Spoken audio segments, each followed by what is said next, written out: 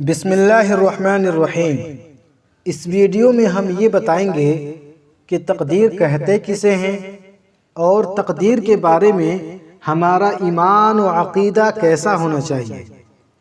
دیکھیے، تقدیر، نصیب اور قسمت تینوں ایک ہی چیز کا نام ہے۔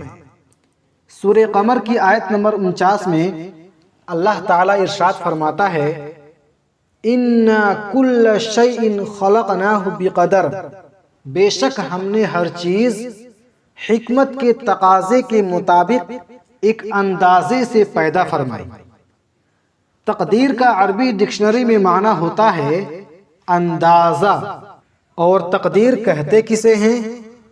تو تقدیر یہ ہے کہ بندہ اس دنیا میں آ کر جو کرنے والا تھا، اللہ تعالیٰ پہلے سے ہی اپنے علم ازلی سے اس بات کو جانتا تھا کہ فلاں بندہ دنیا میں جا کر یہ کام کرے گا۔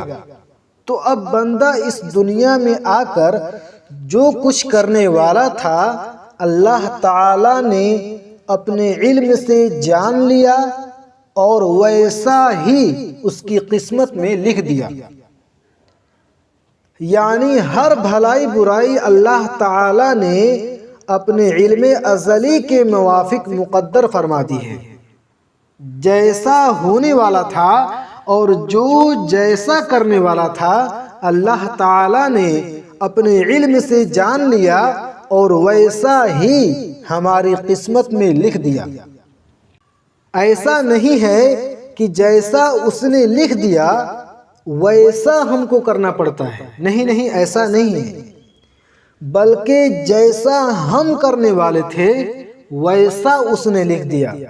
مثال کے طور پر اللہ تعالیٰ نے زید کی قسمت میں یہ لکھا کہ زید 1 جنوری کو چوری کرے گا، تو اس کا مطلب یہ ہے کہ زید دنیا میں آ کر 1 جنوری کو چوری کرنے والا تھا، اسی لیے اللہ تعالیٰ نے زید کی قسمت میں چوری کرنا لکھ دیا۔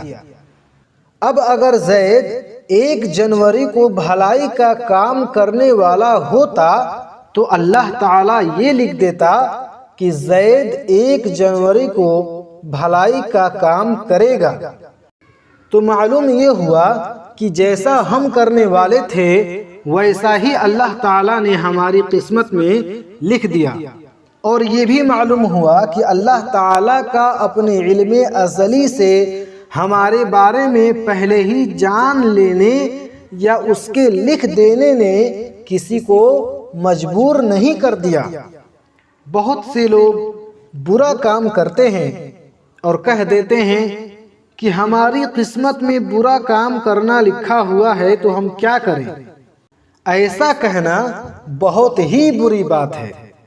اگر ہم سے کوئی برا کام ہو جائے تو تقدیر کی طرف اس برے کام کی نسبت کرنا اور یہ کہنا کہ اللہ تعالیٰ نے چاہا تو ایسا ہوا، یہ بہت ہی بری بات ہے۔ بلکہ حکم یہ ہے کہ جب کوئی اچھا کام کرے تو کہے کہ اللہ کی توفیق سے ہوا، اور جب کوئی برا کام ہو جائے تو یہ کہے کہ یہ کام اس کے نفس کے بہکاوے سے ہوا۔ بندہ اپنے نفس کی شامت تصور کرے، اپنے نفس کو ہی ملامت کرے۔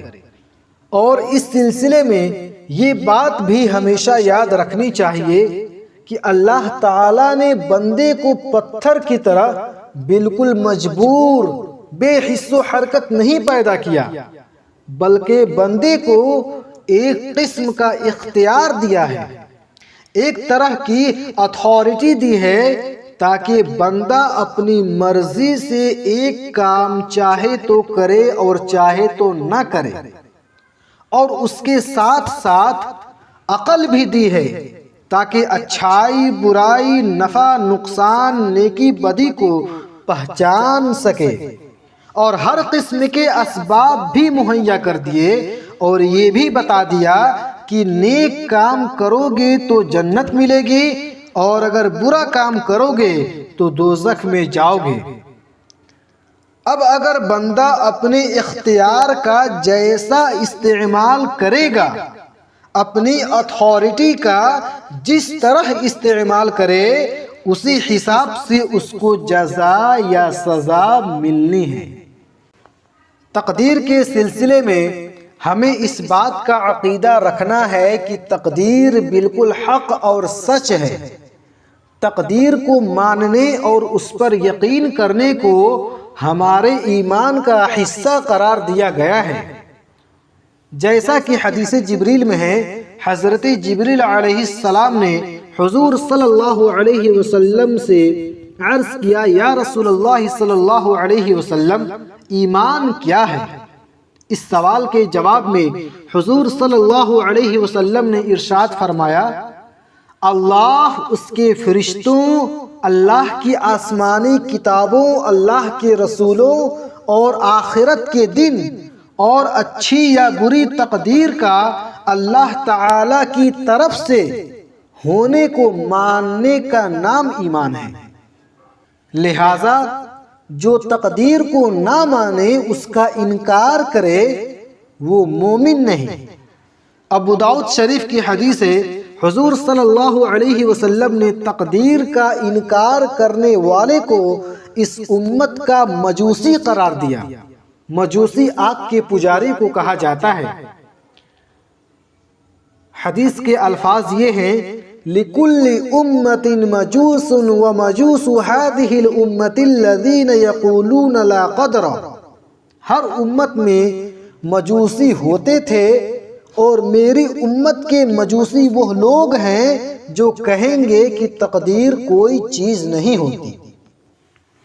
اس حدیث سے یہ معلوم ہوا کہ تقدیر کا انکار کرنے والا مومن نہیں، اور تقدیر پر یقین کرنا ہمارے ایمان کا حصہ ہے۔ اب ہمیں یہ جاننا چاہیے کہ کیا تقدیر کے بارے میں غور و فکر کرنی چاہیے؟ کیا ہمیں تقدیر کے بارے میں سوچ و فکر کرنی چاہیے؟ کیا ہمیں تقدیر کے مسئلے میں بحث کرنی چاہیے؟ اس تعلق سے حدیث پاک میں کیا فرمایا گیا؟ ترمذی شریف کی حدیث ہے، حضرت ابو ہریرہ رضی اللہ تعالی عنہ نے فرمایا کہ حضور اکرم صلی اللہ علیہ وسلم ہمارے پاس تشریف لائے۔ اس وقت ہم مسئلہ تقدیر پر بحث کر رہے تھے، تو آپ صلی اللہ علیہ وسلم بے حد خفا ہوئے، یہاں تک کہ آپ صلی اللہ علیہ وسلم کا چہرہ انور ایسا سرخ ہو گیا جیسے آپ کے رخ انور پر انار نچوڑ دیا گیا ہو۔ آپ صلی اللہ علیہ وسلم نے فرمایا، کیا تمہیں اس بات کا حکم دیا گیا ہے، یا میں اسی لیے تمہارے پاس بھیجا گیا ہوں؟ تم سے پہلے لوگوں نے اس بارے میں اختلاف کیا تو وہ ہلاک ہو گئے۔ میں تمہیں قسم دے کر کہتا ہوں، اس بارے میں بحث نہ کرو۔ اس حدیث پاک میں آپ صلی اللہ علیہ وسلم نے تقدیر کے بارے میں صحابہ کو بھی غور و فکر کرنے، بحث کرنے سے منع فرما دیا۔ اور بہار شریعت جلد 1 حصہ اول میں ہے کہ تقدیر کے مسائل عام عقلوں میں نہیں آ سکتے، ان میں زیادہ غور و فکر کرنا ہلاکت کا سبب ہے۔ حضرت صدیق اکبر اور فاروق اعظم رضی اللہ تعالی عنہما اس مسئلے میں بحث کرنے سے منع فرمائے گئے۔ جب اتنے جلیل القدر صحابہ کو حضور صلی اللہ علیہ وسلم نے تقدیر کے بارے میں بحث کرنے سے، غور و فکر کرنے سے منع فرما دیا، تو پھر ہماری اور آپ کی کیا مجال کہ تقدیر کے بارے میں غور و فکر کریں اور بحث کریں؟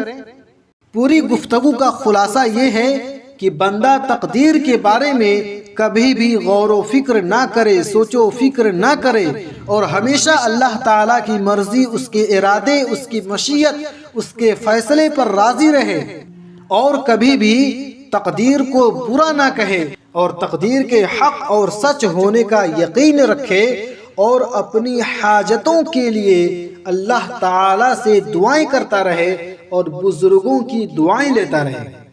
اور زندگی میں جو بھی مصیبتیں آئیں، ان پر صبر کرتا رہے اور یہ یقین رکھے کہ اللہ تعالیٰ کا فیصلہ بندے کے حق میں اس کی بھلائی اور بہتری کے لیے ہی ہوتا ہے۔